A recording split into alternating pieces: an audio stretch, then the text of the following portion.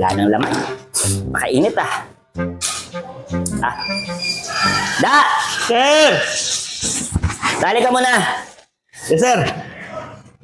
Da, bili ka ng ano doon, soft drinks. Yung Coke, 1.5, isang bote ha. Isang boteng 1.5, sir. Oh, yung sukli ha, ibalik mo yung sukli. Yes, sir. Sige.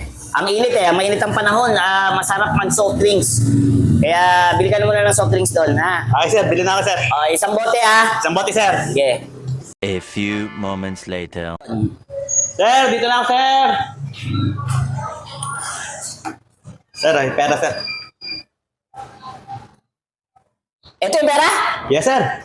Eh bakit buo pa din ito 500 na? Ay, ako pa, sir. Ikaw pa nga, oo nga eh. Yes, sir. Pinabili kita ng soft drinks. Ano, nasaan yung soft drinks kung buo pa to? 500 din ang binigay ko sa'yo. Eto, sir. Isang bote ng 1.5 ko. Ano to na bakit walang laman?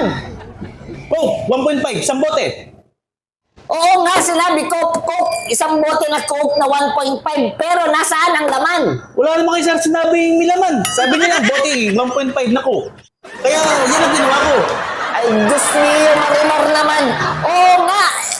Isang bote talaga binili mo daw. Wala talagang laman. Dahil isang bote talaga sinabi ko. Okay, sir. Isang bote. Diyos niyo naman, Marimar, no. Ano ba naman to? Sunga ka talaga na.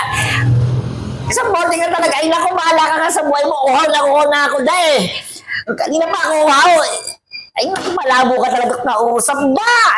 Sabi niyo, sir, bote lang. Oo nga, isang bote kaya pala, buo pa rin yung 500 na pera mo. Sukli yun. Pinulog mo pa yata ito sa basurahan. Naku na, umalis ka na. Ay, Ewan ko sir. sa'yo. Ay, sir, labo mo rin kausap. Bagyan ka na, sir. Ikaw ang malabong kausap. Isang bote ka talaga, uhon na ako.